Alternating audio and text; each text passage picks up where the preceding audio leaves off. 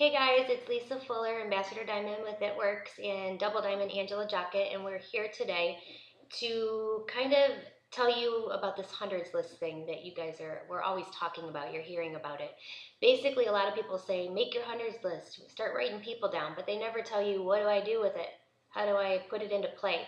So Angie and I are going to kind of tell you how to put this into play. Um, we're going to kind of give you some tricks, tips, and ideas on what to do with that list. First of all, making the list, Ange, you have to, we just said the word.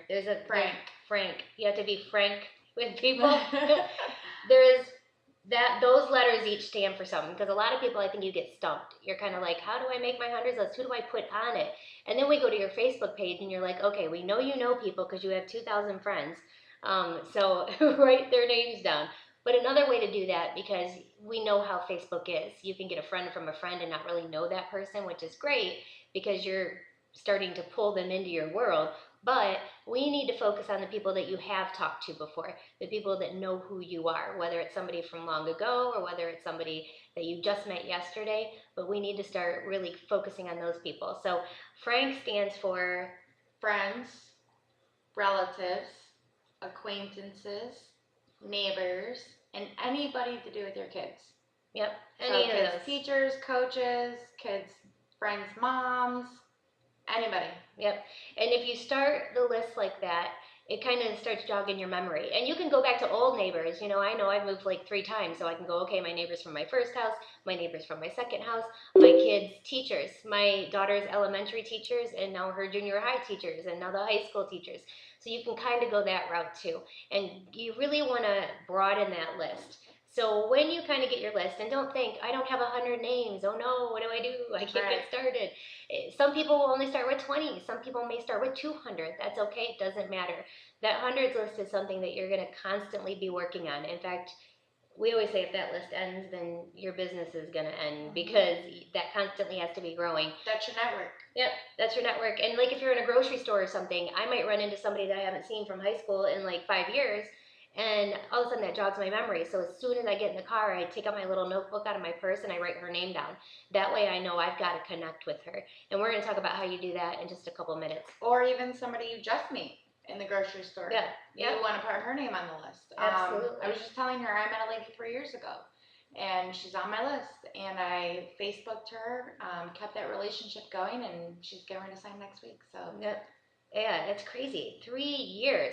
See, it's that compound effect thing we keep talking about, how the little things over time add up. It really, really does.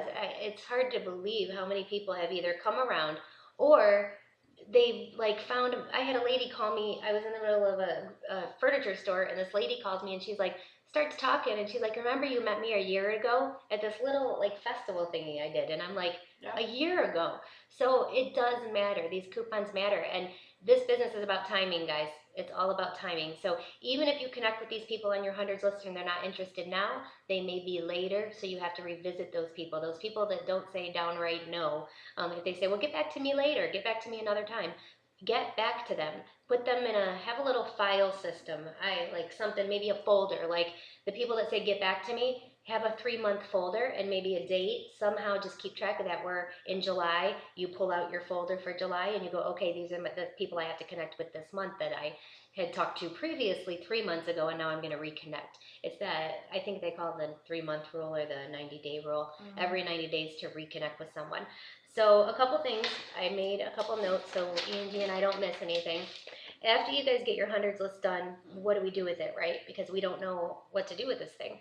Well, I want you guys to go through your list, and I want you to have 4 highlighters. Have whatever colors works fine, but today we'll just say use your pink highlighter for anyone you think would have a party for you, because I think that's the first place you need to start in this business is how can I get in front of people? How many people can I get in front of? A lot of people. Yeah. You want to be in front of a lot of people. Yeah. And the more you can get, the more the merrier. At this point, I think personally when you're first getting started, one-on-one rapping is great, but when you have a room full of people, it's that excitement and that energy that gets everybody signing up. Yeah. And you're always kind of taking a chance just rapping one person, because what if they don't see as good of results as someone else in the room could have if you would have had more? So I would definitely say that you definitely need to make sure that you're trying to get those parties going. So the best way is to go through that 100's list, mark anybody in pink that you think would be willing to have a party for you. Maybe they owe you a favor from the past. Anybody you think that's nice that you could call up and say, you know what, I'm just getting this going. Do you think you could get 4 or 5 people together and I can come over and practice this? That's one of the ways I do it. What do you have another way that you call people to? Yeah, that's really it. Favors. Favor. Yeah. Can you do me a favor?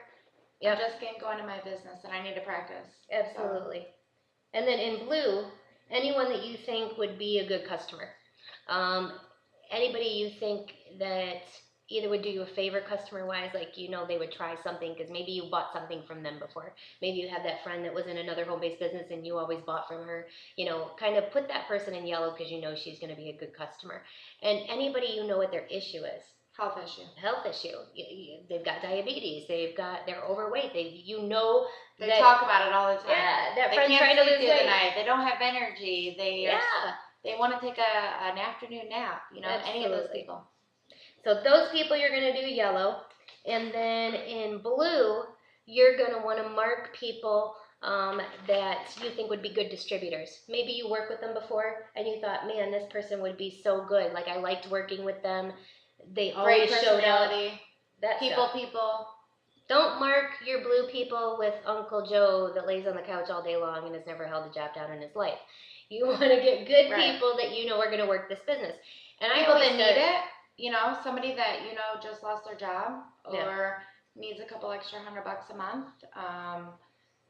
Somebody that does have a great personality that could do this business. That's people. Any of those people are great people. Yeah, I always try to think about people that have been in other home-based businesses because I know they get what we do. Yep. They're kind of in the same field we are, so they might be more open to hearing what I have to say and not think I'm so crazy when I tell them they're going to be rich off this wrap thing. And then the last color is, so you've got your distributors marked, you've got your customers marked, you got your parties marked. The last color, green, I want you to mark everyone that you haven't talked to in a really long time. Maybe they're just an acquaintance. You don't really know an issue. You haven't touched base with them. Those people that you just don't know you at haven't all seen about. Since elementary. Yeah. Those people, the people that you need to reconnect with, you once knew, once hung out with, but you haven't seen them in years. Yep. And we all have those. Yep, that's right. So now we got all these colors. What do we do with the colors? Well, I always start parties with new distributors because my goal when I sign up a new distributor is I always tell them, I want you to put me in front of as many people as you can this month. Because if you do that, I'm going to try to get as many customers and distributors on board. And you got to remember, when you're just starting out, none of us are expecting you to know how to pitch this business. We're not expecting you to know everything about the products. We're not expecting you to stay up all night and study. A lot of the things that you're going to learn in this business, they are simple, they are easy, but a lot of it you're going to learn just by listening to your upline. Yep. And if you're in a different area, you can still have your upline do a party, Skype, over the phone. I've done it all ways. So don't think that your upline still can't be there for that first party. And remember, with the party pad, really there's no excuse. A distributor that just signs up, they can literally put the notes on that pad, leave you, and go pitch the business or do a party right on their own right there as long as they read those notes. So remember, keep it simple. So how are we going to get to parties? Well, we kind of touched on that. Asking for favors. Think about the people that you had a party for. You have those friends that you did a candle party for, you did a novelty party for, whatever. You've done something for them and that you can kind of call upon and say, I kind of helped you out with that thing. Do you think maybe you could help me out with this thing? And networking like that works really well too, because you can always tell them, well, if you have a party for me, I'll have a party for you. So either way, that will work. But the other way too is just calling people up and get to the point. Don't beat around the bush. Don't make things up. Don't make small talk. Call people up and simply say, hey, it's Lisa. Will you do me a favor? What's your reaction when you hear that? Sure. What is it? Yeah, I always say yes. I don't even know what it is, and I'll say, yeah, what do you need? If you called me up tomorrow and was like, can you do something for me? I'd be like, yeah, what do you want? I wouldn't even hesitate, and most people are like that. So just get right to the point and say, could you do me a big favor? I'm just starting this thing. I'm not quite sure what I'm doing. I don't feel comfortable just going in front of a bunch of strangers yet. I feel more comfortable around people I kind of know. Do you think you could get something together for me so I can come practice? Nobody's obligated to buy anything. I just want to practice this. And if they want to try a wrap, it's $25. That's it. Because the goal is to get in front of people. And I know that there's times where I will get to a party and everyone there is like, I'm not rapping, and 15 minutes into it, I get them all wrapped. They're all wrapped. Yeah. Oh, they're like, okay, I'll do it, Yeah. because they realize they don't have to take your clothes off. It's not as big of a deal as they thought, and all that. So ask for favors. Don't be afraid, because in this business, you're gonna feel. I know it's awkward. Believe me, we were both there. It is awkward calling somebody up and saying, "Can you have a party?" Right. Because you're like, oh, they're thinking I gotta buy something. Now I'm that salesperson, that like light bulb goes up in your head that you start all of a sudden feeling like you're a salesperson. So but you got to do it. If you don't step out of your comfort zone and do it, we have to start somewhere. And what ruins it for a lot of people is they don't ask for the favors. They don't reach out. And you're not going to get anywhere that way. You're more likely to get somebody to book a party for you that you ask for a favor than if you call a friend up and say, will you buy something from me? Right. And if you can get you and your upline that's more experienced in front of those people, things are going to start happening. So after that, I want to go through yellow again. Those are the people that you wrote down as customers, that you marked up that you think would be good customers. Now, what I like to do at that point is I literally go through each name and I write down if I know why I think they'd be a good customer. Like, do I know what I could help them with? Diabetes, Yeah. arthritis, fibromyalgia. Yeah, stuff like that. So I want to make sure that I know what I can do for them. And here's the clincher. If I do, I'm going to write it down. But if I don't, I'm going to put a little star next to that, because in my personal opinion, you don't have any business approaching anyone that you don't know what their issue is. Because now you are. If you call somebody when you have no idea how you can help them, all you're doing is asking them to buy something. There's no thought going into that. So I kind of put a little star next to, and they, you know what, they kind of almost go over to the green group. The people Reconnect. that I don't, the Reconnect group. They kind of almost go over to the Reconnect group, because I need to figure out what that issue is before I go and pitch them with these products. I want to be able to call them up and offer a solution. I want to say, oh my gosh, Mary, I know how much your diabetes has been acting up lately and how your blood sugar's been going haywire. Barry just started taking something that I really would like to tell you about. Do you have any time tomorrow? It's just. I want you to notice how she used that testimony, though. Yeah. That's what we do. Share a testimony. Share a story. But Angie, what if I'm brand new and don't have any testimonies yet? Get on a call.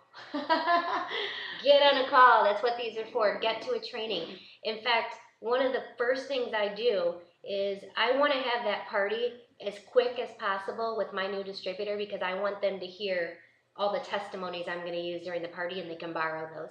And you're not lying. You're saying, oh, my upline Lisa, her husband has diabetes, and when she told me what this did, Mary, I thought of you. I still, to this day, use that testimony. Oh, you never stop. You just keep adding to them. Yeah, it's all and about. And I always use yours when people talk about their unhealthy lifestyle. I say, well, my friend Angie got off her Monster, and she got off Mountain Dew, and she started eating better.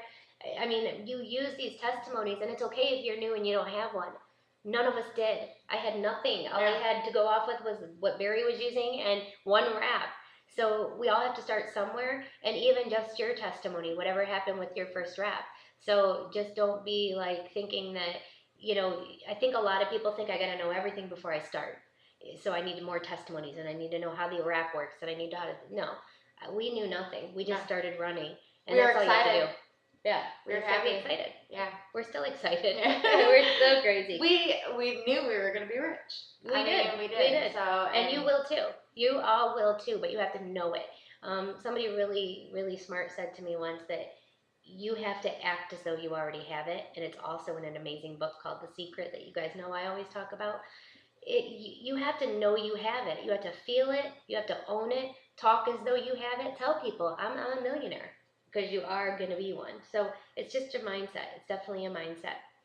So yellow people, we want to approach them. You don't want to be shy, because remember, you're not selling anything. You're offering a solution to the problem you know they have. Period. So what would you call and say to them? Let's say I have diabetes. What would you say?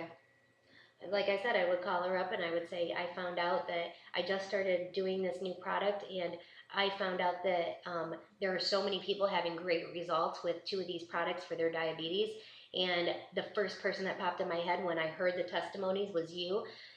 I'm not pressuring you into anything, but would you want to meet tomorrow for coffee, or is it okay if I stop over? I have to give you